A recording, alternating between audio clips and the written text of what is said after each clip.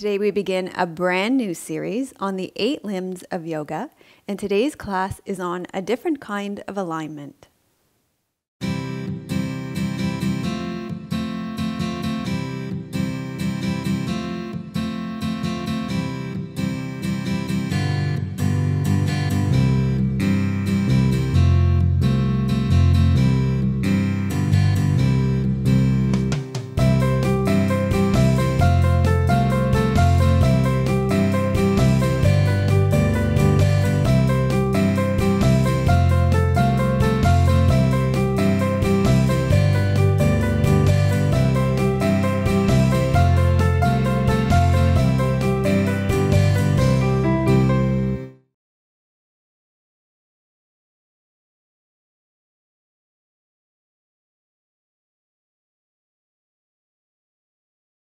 Hello and welcome to episode 224 of Namaste Yoga.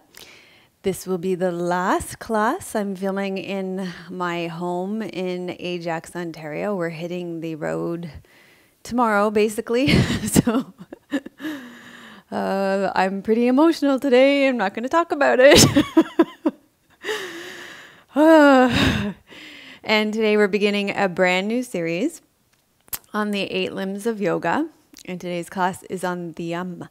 And that means the yamas, as most of you know it as, but the correct pronunciation of yamas is yum. So when I refer to the yum throughout, you know what I'm talking about. And we're going to talk about a different kind of alignment, because the way that yoga is practiced in the West, there is a huge emphasis on physical alignment. However, at Namaste Yoga, we spend a lot of time moving our bodies as a way to access the other layers of our koshas.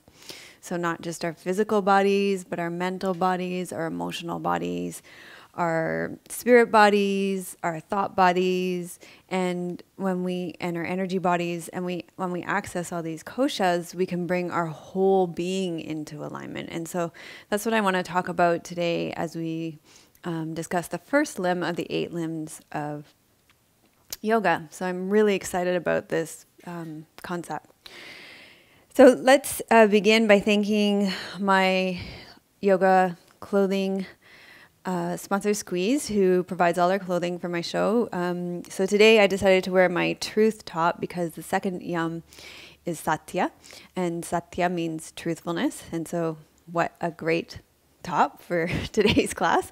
And I'm also wearing my gray leggings.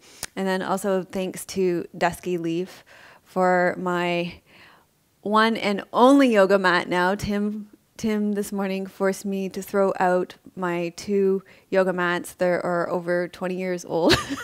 I had to admit, I was still practicing on them. They have sentimental value. And since the very beginning of yoga, I had 2 mats. I stacked them on top of each other so that, like, because when yoga first was around here, you know, they were these really thin, awful mats. So I had 2 of them. And I stacked them one on top of each other. You used to like looking at them this morning and we say, these are disgusting. They need to go. I'm like, do you know how many hours are on these mats? Isn't there any way we can bring them with us? But apparently, no. I am now only on this mat. So that is, next week we will be talking about the niyamas. Actually, no, maybe even this week. No, I don't know. Anyway, one of them is traveling lightly and taking only what you need. And so I only need 1 yoga mat. Letting go of attachments, things that I don't need. So thanks to Squeezed for giving me everything that I need. If I need another mat, I know I can have another one. Yes, Dusky Leaf. Yes, Dusky Leaf. Okay. Told you, emotional today. And also I have a beautiful testimonial from Katalin from Hungary, Budapest. And she says, "Dear Melissa and Tim." So I thank her for bringing in Tim as well. She says, "I do yoga every day, and it's so much easier with a guided class like yours. Your classes are special because there's always meaning and a teaching involved. I sincerely enjoy these teachings because I feel they have to do with my life, and still they are very approachable. I am more and more able to do what you always say, take your yoga off your mat with you to your daily life. Wishing you a happy spring. Yours, Catalin from Hungary, Budapest. And also just one more thing before we get started, I want to let our members know, or if you're thinking about becoming a member, we posted new content on our membership site this week. And this is probably the most ever requested thing that we've made. So I get this question all the time. Melissa, I'm sick. I can't possibly stop doing yoga while I'm sick. What can I do? And so we made this Yoga for Recuperation series. It's a 5-class series that is focused on helping you continue to do your yoga and helping you recuperate when you're sick. So it will give you the opportunity to gently restore your body to health. It starts with a restorative class to bring acceptance to illness. And in that class, we explore illness and suffering as an opportunity to bring acceptance, appreciation, acknowledgement, and adoration to the places within you that are starving for attention. There's a yoga nidra class, that's a sleep yoga class for healing that offers an antidote to exhaustion, illness, and weakened immunity. There's a yoga class for your spleen. So then we start to bring traditional Chinese medicine into it that allows you to return to your core, to nourish, generate, and ripen your life force. There's a class for your lymph nodes that encourages the filtration of lymph fluid as it flows through your lymph nodes, trapping bacteria, viruses, and other foreign substances, which are then destroyed by special white blood cells. And finally, there's a class for your tonsils and your thymus to help stimulate the production of antibodies that help fight infection. So it's a great 5-class series that will fulfill that wish that people have to have some yoga classes to do when they're sick. Okay, so let's begin with our class today. The first class in the 8 Limbs of Yoga series on the Yam, a different alignment beyond the physical. You're going to need a yoga strap and a yoga block today and a folded blanket for a seated meditation or a chair. So you can go ahead and rest back on your back.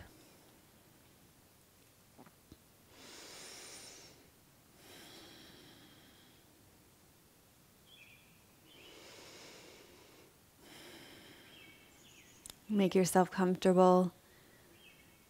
Take a deep breath in through your nose. Let it fall out of your mouth. And allow yourself to arrive here now.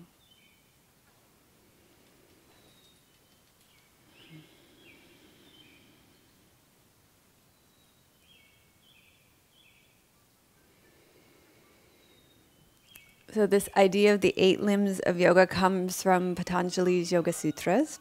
In chapter 2, verse 28 says, "By the practice of the limbs of yoga, the impurities dwindle away, and there dawns the light of wisdom leading to discriminative discernment."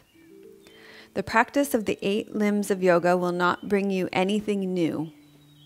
They will simply remove what is unnecessary. And as the impurities dwindle, the wisdom that already resides within you will emerge. We will begin our series on the 8 limbs of yoga. And the 8 limbs of yoga are Yam, Niyam, Asana, Pranayama, pratyahara, dharana, dhyana, samadhi, with the Yam.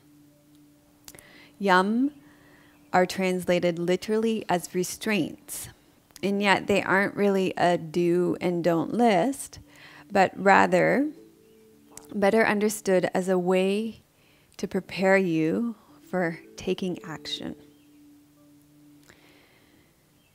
If we allow the principles of the Yam, so they are non-violence, truthfulness, non-stealing, continence, and non-greed to guide us in their intent, nature, and spirit, in our thoughts, words, and actions. And so that's what I'm thinking about bringing into alignment today.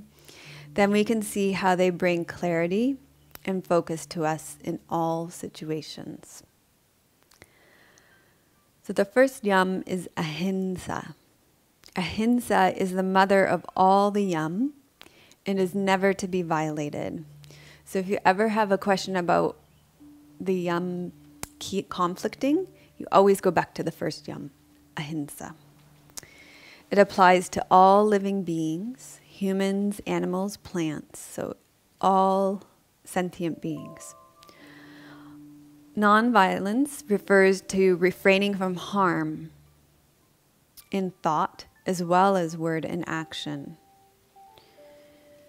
And so the text that I'm using for this series, since all my translation of the sutras are packed up, I had to look for a new translation, is by Reverend Carrera Jagannath, and you can look in the show notes for that. He reminds us that avoiding harm while harboring spiteful thoughts does not satisfy the spirit of ahimsa. So intention is incredibly important when it comes to loving kindness, and it's important to bring thoughts, words, and actions into alignment. So our mind must be filled with loving kindness as well, not just our thoughts and our actions. A yogi's actions should bring no harm to anybody, including ourselves, and our actions should be of benefit to somebody. So it's not just that they should do no harm to anybody, but that also that they should be of benefit. Even if this was the only yoga you practiced, ahimsa was the only intention that you lived for the rest of your life, this practice would be enough. So we could stop our whole class here. The second yam is truthfulness. That's why I wore this shirt today. We need to be truthful in our thoughts, our words, and our actions. In other words, our words, actions, and thoughts should all be in integrity or alignment with each other. If not, we are out of alignment, and this causes us great distress. Secondly, truthfulness needs to be measured against ahimsa. For example, if truthful words are going to cause harm, then they should not be spoken. So I think this bears repeating. Because sometimes people feel like they need to speak the truth. So maybe that truth just needs to be written in a journal. If truthful words are going to cause harm, then they should not be spoken. It is most important to check in and see if our thoughts, words, or actions are bringing harm or harmony, no matter how truthful they are. Again, the intention behind the truth is the most important. So again, it's about alignment, aligning thought, word, and action, and checking in, again, another alignment, if it's in alignment with the mother of all the yams, ahimsa. The third yam is asteya, or non-stealing. And a lot of you probably pronounce this one asteya, and I used to too. So asteya. Most of us probably believe that we don't steal at all. However, there are many forms of stealing that happen at a much more subtle level. We often steal other people's time, steal other people's energy, and this means that there isn't an equal energy exchange. Sometimes we steal people's ideas without giving them credit. Sometimes we steal a conversation by interrupting our friends or our family. So stealing does happen a lot, and we can bring awareness to this as yogis. So again, it's important to bring alignment in our thoughts, words, and actions when thinking about asteya, and being honest with ourselves, truthfulness, satya, and ahimsa, practicing nonviolence, kindness. So the fourth yam is continence, or brahmacharya. This refers to non-productive expenditures of energy, and this often gets talked about in yogic circles as non-productive expenditures of sexual energy. This refers to any kind of non-productive expenditures of energy. Everything we do causes an outflow of energy. It is up to us to tune into whether our actions, our thoughts, our words are draining us or giving us energy. So sometimes we're doing too much and it's draining us. Sometimes we're taking part in gossip or reading gossip magazines, and that drains us of energy. Sometimes our thoughts are negative, and that's draining us of energy. So brahmacharya translates as expending our energy on activities that are conducive to our self-realization. Certain activities such as staying up too late, overworking, taking in toxins, even talking too much can expend a lot of energy that could be directed towards your goals of self-realization. The final and fifth yam is aparigraha.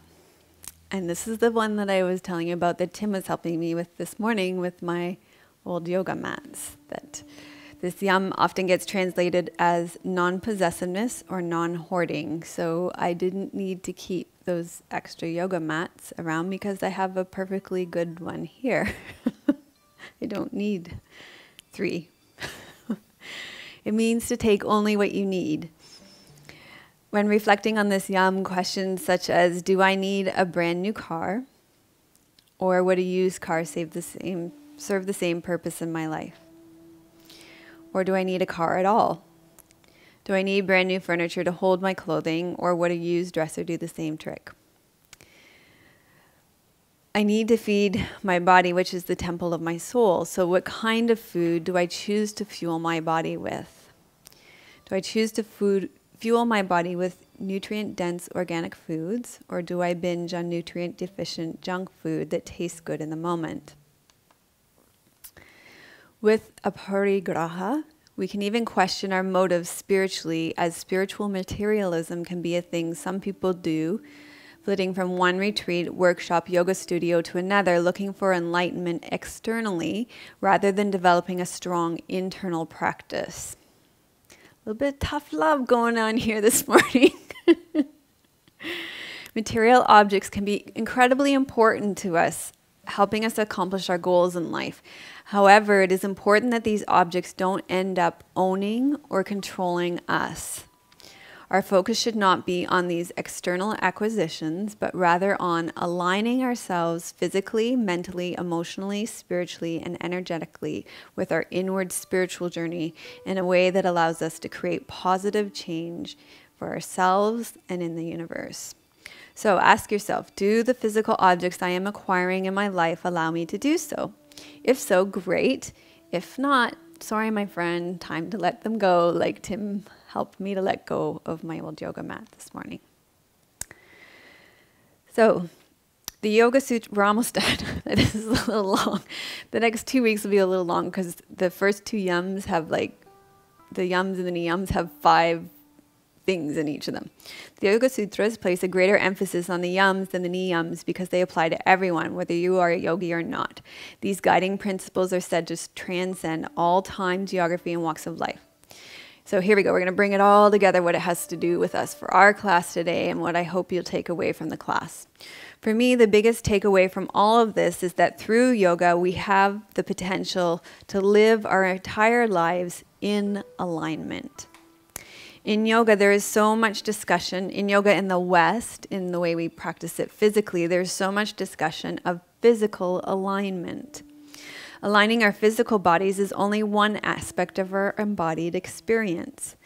By delving into the first limb of the 8 limbs of the yam, we see how we can bring the other layers of our bodies into alignment as well.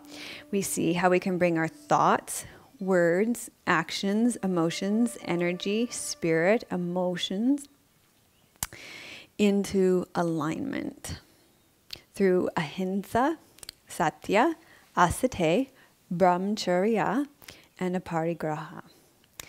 So go ahead and form your intention for today's class. What is it that you're trying to create in your life? What is it that you're trying to bring into alignment in your life in thoughts, words, and actions?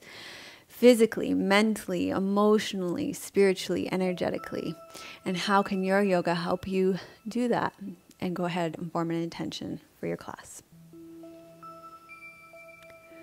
So to begin, you'll stay lying on your back and you'll need your yoga strap. We're going to begin with Supta Padang Ustasana.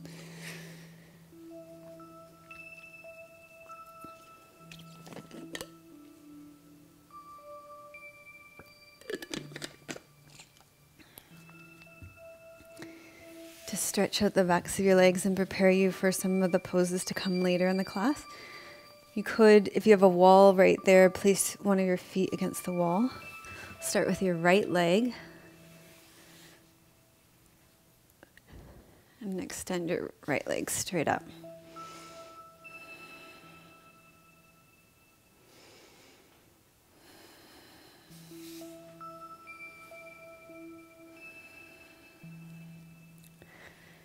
So remembering back to the yam while you're practicing, so starting with ahimsa, checking in that you're practicing nonviolence with your body as you come into the physical postures. So being kind with your body, making sure that you're not overstretching in any way, and being honest with yourself about that, satya.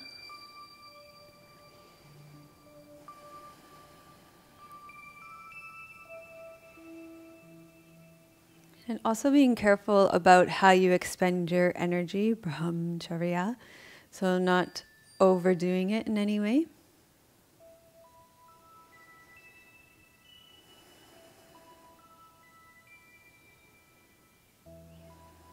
And not taking any more than you need from your practice, aparigraha, so making sure you're in alignment with all the yam here.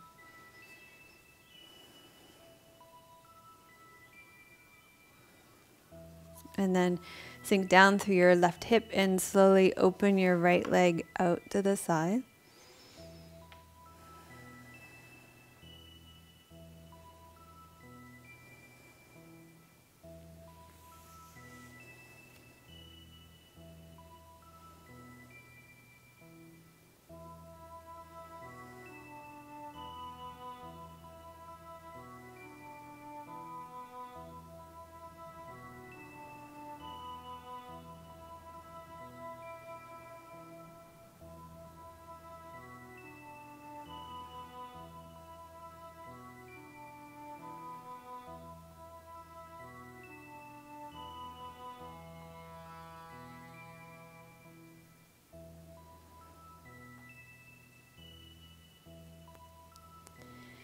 And then drawing up through your pelvic floor, drawing your navel back to your spine to support your leg, coming back to your midline, and slowly crossing your right leg over your body.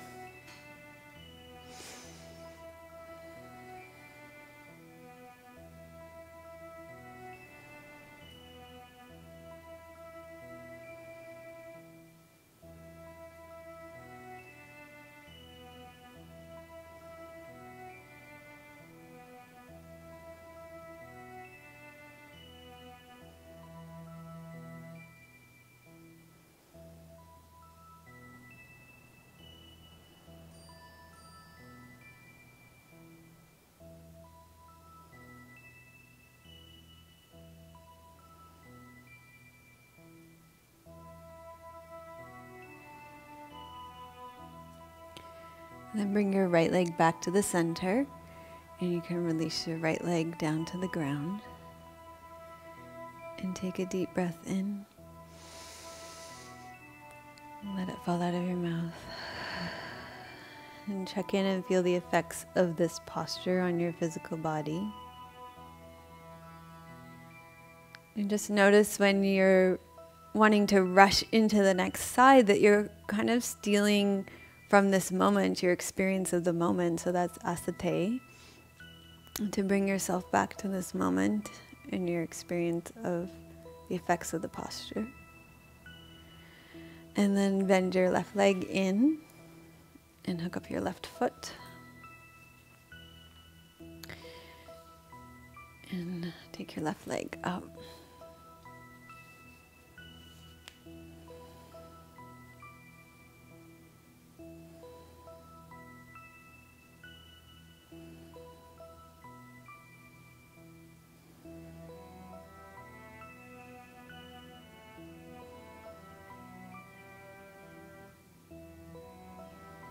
Notice whether you can bring your thoughts with you into this posture so that your thoughts and your actions are in alignment with you in the posture.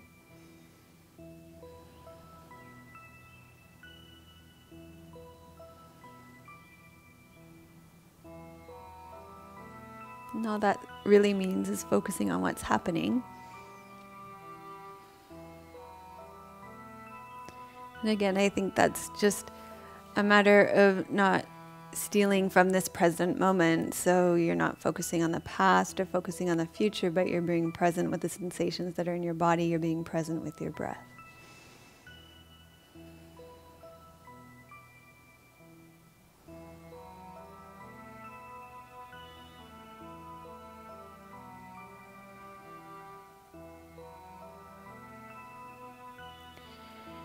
And then you can open your left leg out to the side.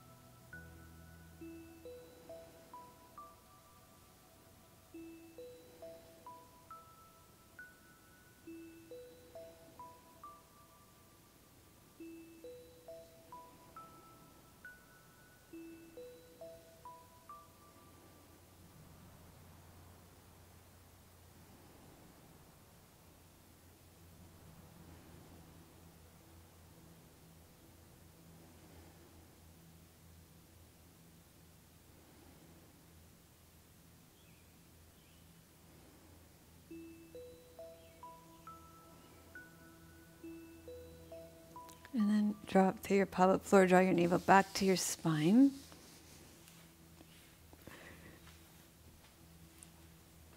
And then cross your leg over your body.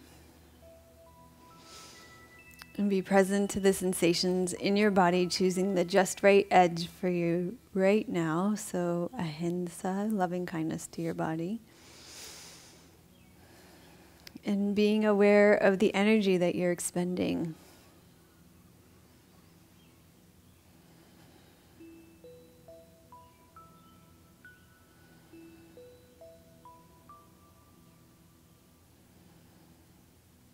Taking only what you need here.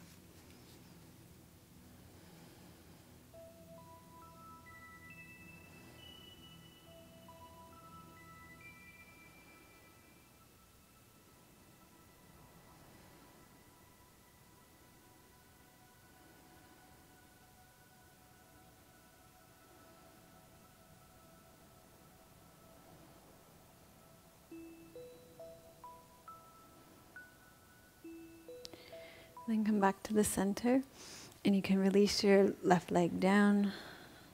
And again, just take a moment in the center to feel your body and the alignment between the two sides. So feel that harmony of balancing your right and your left side.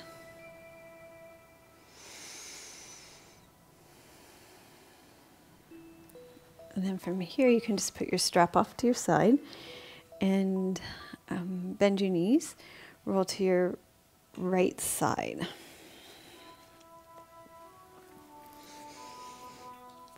And from here, we're going to do some side plank for your core. So the pose that I've chosen to work towards today is trikonasana.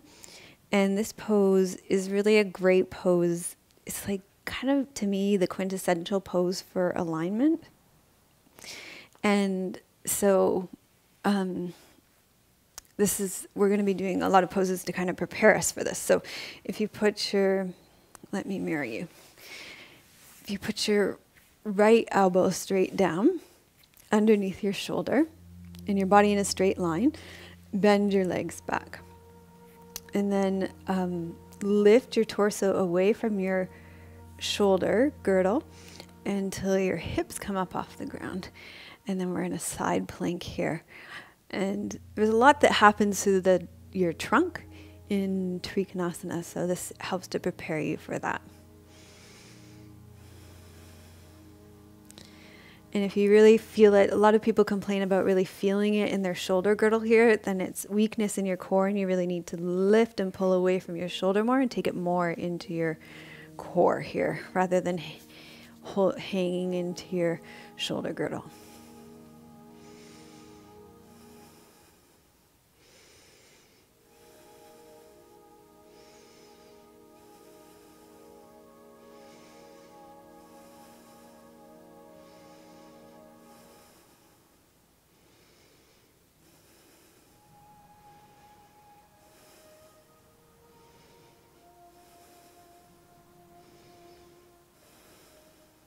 And then you can slowly lower down and we'll come over to the other side. So come onto your your left elbow now. Bring your body in a straight line. Bend your knees back. And then lift your torso away from your shoulder until you can lift your hips up off the ground and reach up.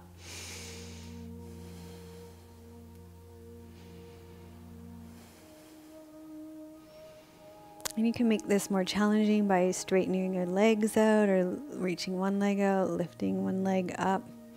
But listen to your own body and what feels good in your body today.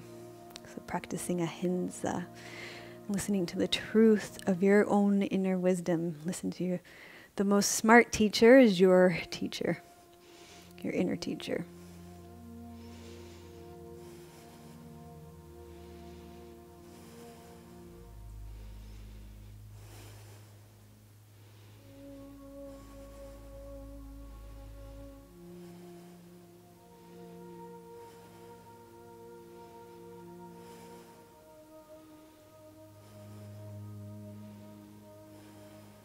And then you can slowly lower down. And from here, we're going to come up onto your knees. And we're going to come into gate pose. So come towards the left side of your mat. And you're going to take your right leg straight out. And inhale, reach straight up. And reach up and over into gate pose. And if your hand stops on your knee joint, then you need to bend your elbow and be above your knee joint. So either above or below your knee joint, but not on your knee joint.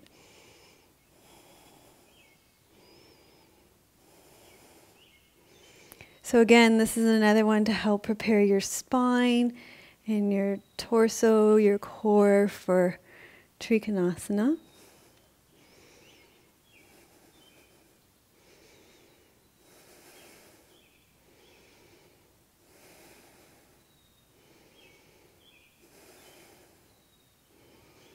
We haven't done it in a long time on Namaste Yoga either.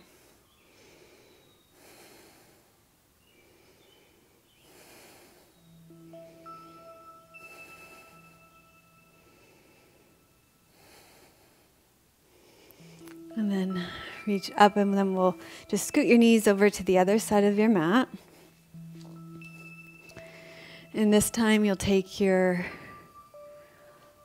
left leg straight out. Drop your left hip bone so that your hips come into alignment. So physical alignment is important, but it's just really important to be aware that by moving your physical body, you're affecting all the other layers of your being. You're affecting your mental, your emotional, your spiritual, your energetic bodies as well. Okay, so from here, inhale, reach straight up. Exhale, side bend over your left leg. And if your hand lands on your knees, then bend your elbow and rest on your quad, on your upper leg. And if not, if it's below your knee joint, then you can rest there.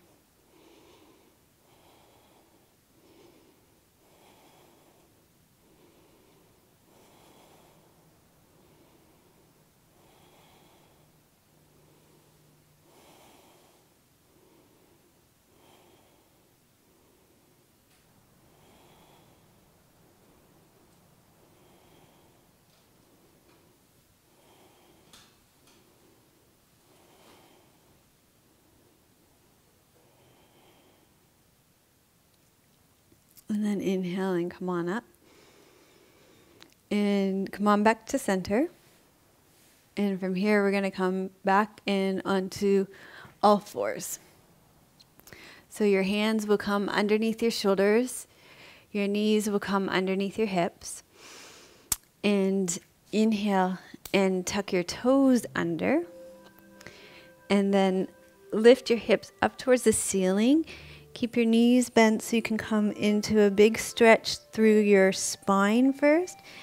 And then you can start to stretch out your heels.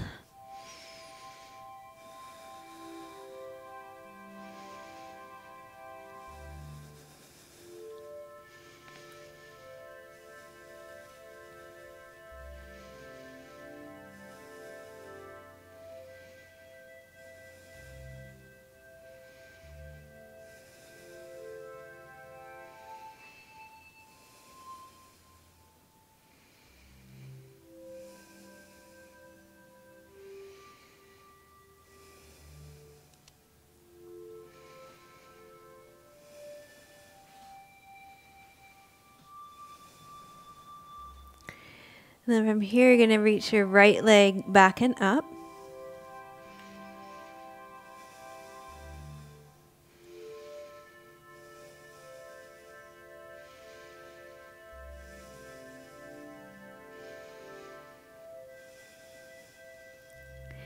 And then bring your right knee forward to your right wrist. Reach your left leg back and long.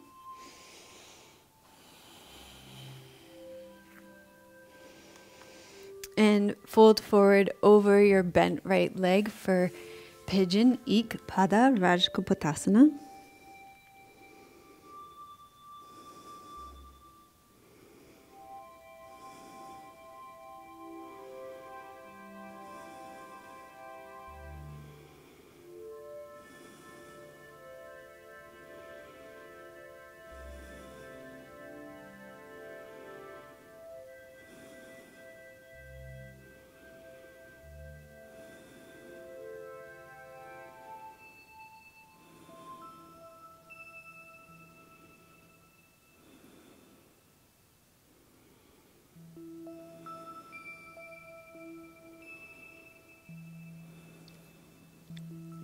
And then, because so many of you commented last week on the strap class about how much you liked the king pigeon pose, we're going to do that again this week. So take your strap, place it around your back foot,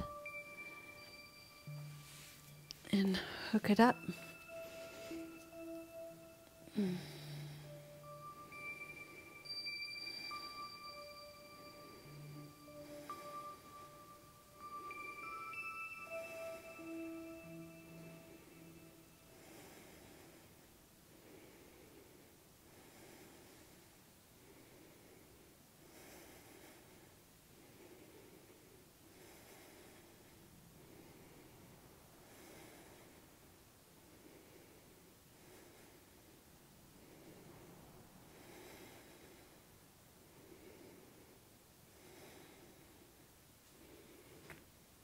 And then release that down. And put your strap off to the side. We're going to come back into Adho Mukha Svanasana. So tuck your toes under. Come back into the bent leg, Adho Mukha Svanasana first. And then straighten out your legs. So first your spine is straight. Then you come into your straight legs. And then you're going to take your left leg up and hold.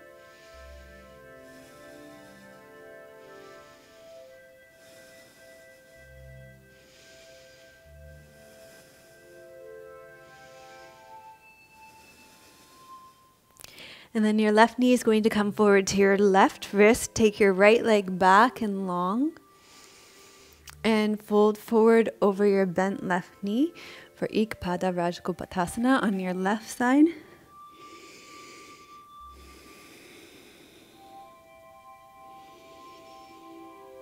Again, just checking in with your body to make sure you're still practicing ahimsa, being honest with yourself to make sure you're practicing in a loving and kind way for you and your body.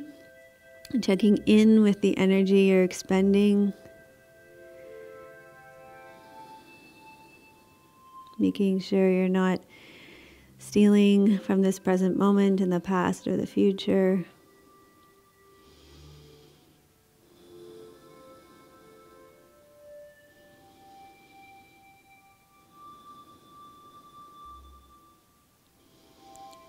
And remembering that there's infinite time and no ambition, so there's no need to hoard your experience here either. Lots of time to practice yoga.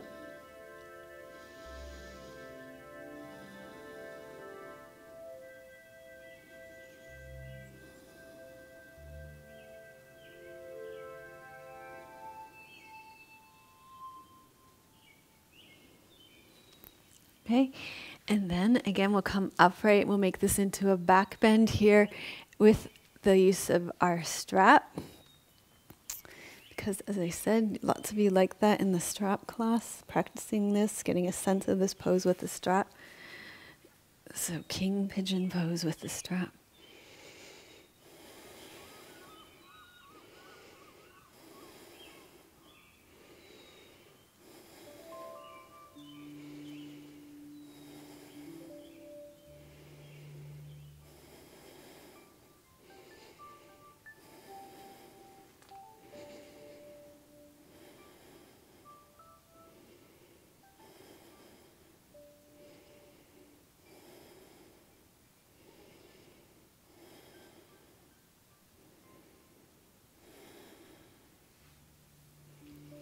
And then you can release that down and take your strap and put it off to the side. From here, you're going to need 2 blocks. So you take the blocks and put them at the front of your mat.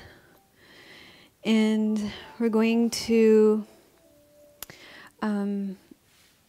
let's start by coming up onto all fours, taking your hands on the blocks, and then place your left foot between the 2 blocks. Okay, so we're going to do Parsvottanasana, and turn your right toes under, inhale, exhale, and bring your back foot in as much as you need to with both your toes pointing straight ahead, and straighten out both legs. So standing forward, folding pyramid pose.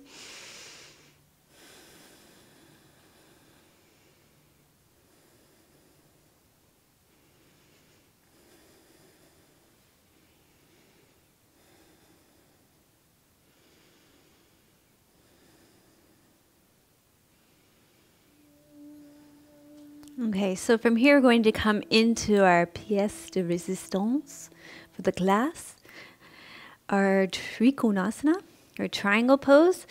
So I like coming into this pose this way. For me, it makes it really accessible. And everybody's going to have their own truth, but maybe this will work for you too. What you're going to do is I find taking my back foot back a little bit more, turn my right toes out, drop my left sit bone, open my right hip, and then lift my right arm up. So there is Trikonasana. So this pose is just about alignment everywhere, physically. But let's talk about what it means beyond the physical alignment. Once you feel like you found the truth of the physical shape in your body, what feels right in your body in this pose. So this pose is about finding stability in the ground, in your feet, in your legs. And then that sense of centering in your torso. And then a real expansiveness reaching up towards the heavens in your arms. So there's a lot going on in this pose. There has to be grounding, centering, and expansion in this pose. And this is true in your lives as well. So this kind of alignment happens in your life as well. Grounding, centering, and expansion.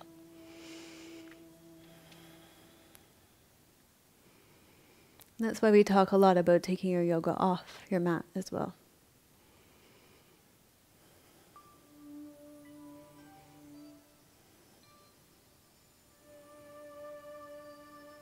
So we feel it in our physical bodies, and then it expands out into our mental, emotional, energetic, and spiritual bodies. And that's why we're able to live our yoga off our mats.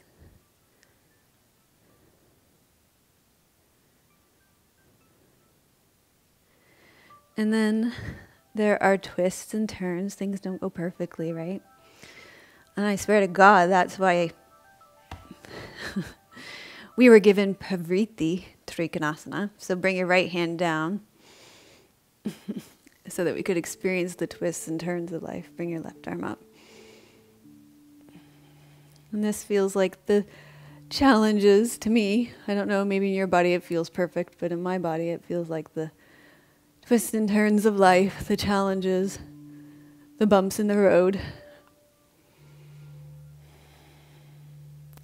And then guess what happens? You have to find your ground again. You have to find your stability. You have to find your center, and you have to find a way to expand out in the world again.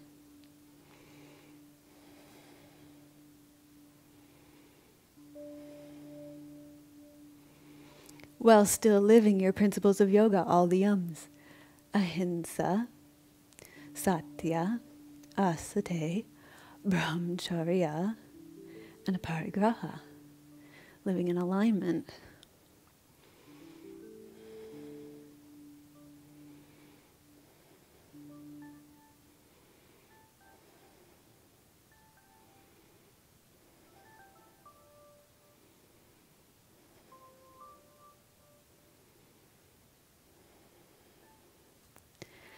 Okay, so now you're going to turn back down. You're going to bend your knees. And we'll get to experiencing this on the other side so you can find harmony in your body. So this time you'll bring your right foot to the center of your blocks. And we'll do the standing forward pyramid, standing forward triangle again. It's like, this is like being in the starting blocks of life. And sometimes we get that opportunity, don't we? It's like, ready, set. And that's why I liked what Reverend Jagannath said about that, about the yams are like, okay, these are the things that you reflect on before you take action, the yams. So they're like the starting blocks of life. Here we go. Tuck your toes, left toes under. Inhale. Exhale, straighten out both your legs.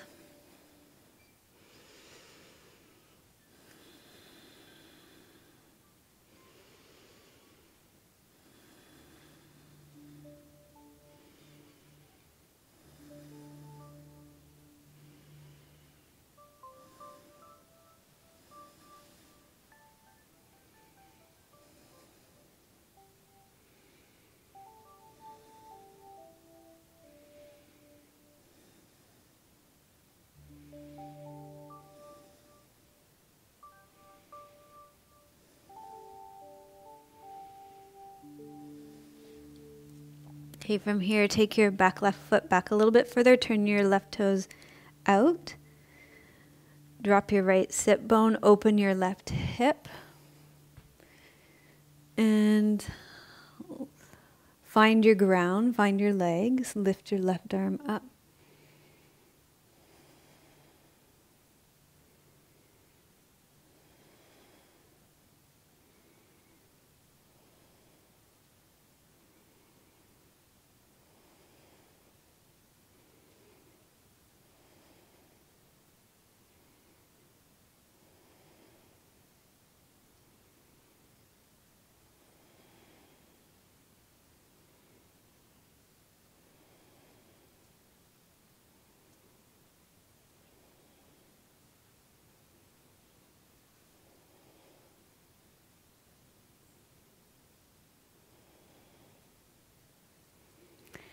Then bring your left hand down.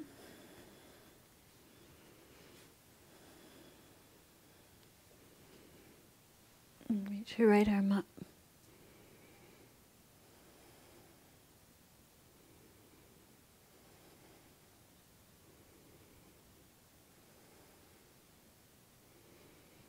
Find your legs. Find your center. And expand.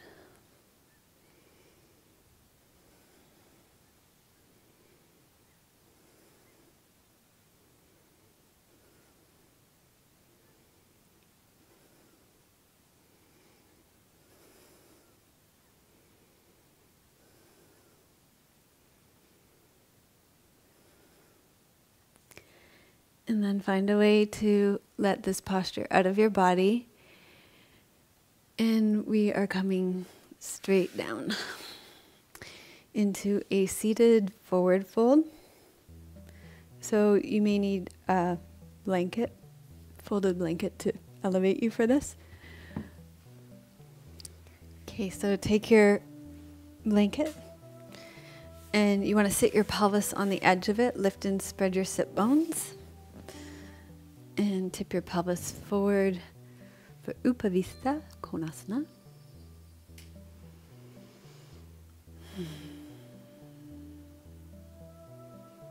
That was good. We did all the hard work leading up to the pose, and then just can relax now.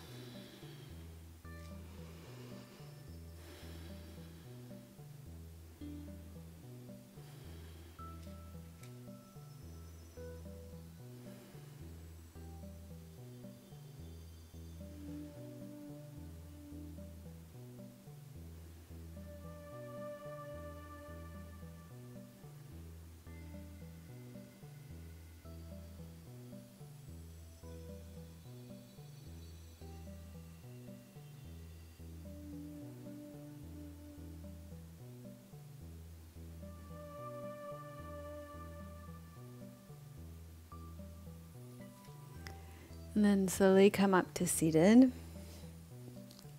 And I've chosen to finish our class today with the Anjali Mudra. And this is a very well-known mudra. We do it all the time. Your hands come into prayer position. It's one that you come to again and again in Surya Namaskars, sun salutations. And I chose it because it's all about harmony and balance. And when you live your life in integrity and alignment, when you live the yams and thoughts, words, and actions, and you bring your koshas into alignment, not just physically, but through all the layers of your body, thoughts, words, emotions, energetically, spiritually, then you will live in harmony. So we'll sit with this mudra for about 3 minutes.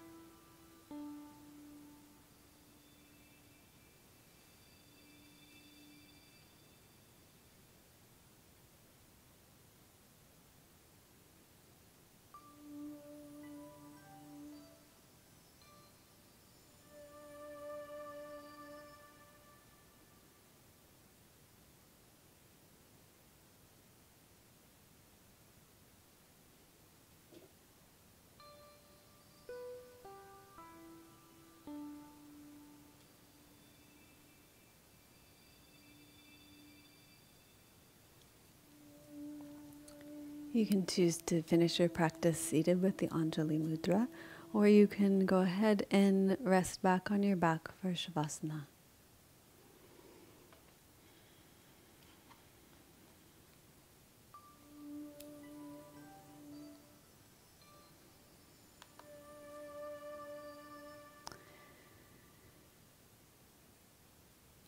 And in Shavasana, I have a quote for you from Mahatma Gandhi. And the quote is, "Happiness is when what you think, say, and do are in harmony." To me, that speaks to our class on alignment today. So Gandhi says, happiness is when what you think, say, and do are in harmony.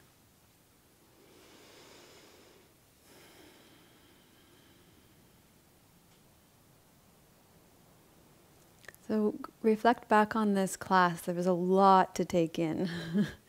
And you can't possibly take it all away. So when you reflect back on this class on the yam, the first 8 limbs of yoga, what stands out? What seems most important to you today as you're living your life today? We talked about ahimsa, which translates as nonviolence or loving kindness. We talked about satya, which is all about truth. We talked about asteya, non-stealing.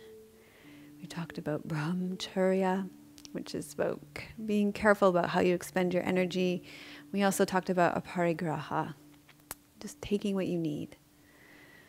And about bringing all those things into alignment in thought, word, and action, and the alignment not just in a physical sense, but aligning our physical body through our practice of yoga so that you can be in alignment in your mental body, in your energetic body, in your emotional body, and in your spirit body. So what stood out for you? What seemed most important to you in your life right now?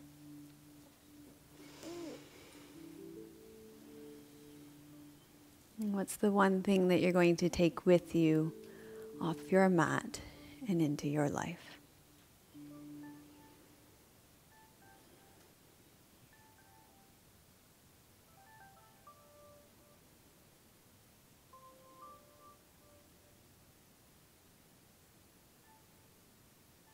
Remember, infinite time, no ambition. You don't have to change everything today, just one small thing.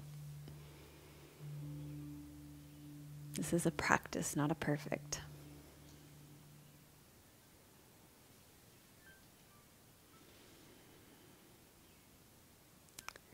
So gradually allow your breath to deepen. Begin to wiggle and stretch out. Bend your knees, roll to your right side, and slowly make your way up to seated. Thank you for joining me for episode 224 of Namaste Yoga, my last class here in my home in Ajax, Ontario, just outside of Toronto. And we are going to be doing a special series on the road. We're going to do a moving mudra series. We're going to try and do a video every day so you can see us on the road. And going to try and stay balanced on the road by practicing a different mudra every day so you can see where we are, and doing that journey through the lens of mudras. So I think that'll be fun. 5,000 kilometers, 55 hours in the car.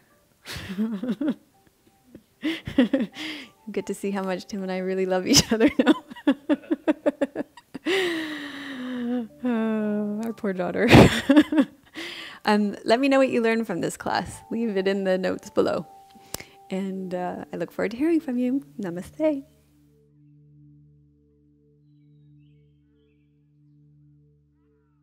Melissa would love to hear your questions and thoughts. Please leave your comments below the video.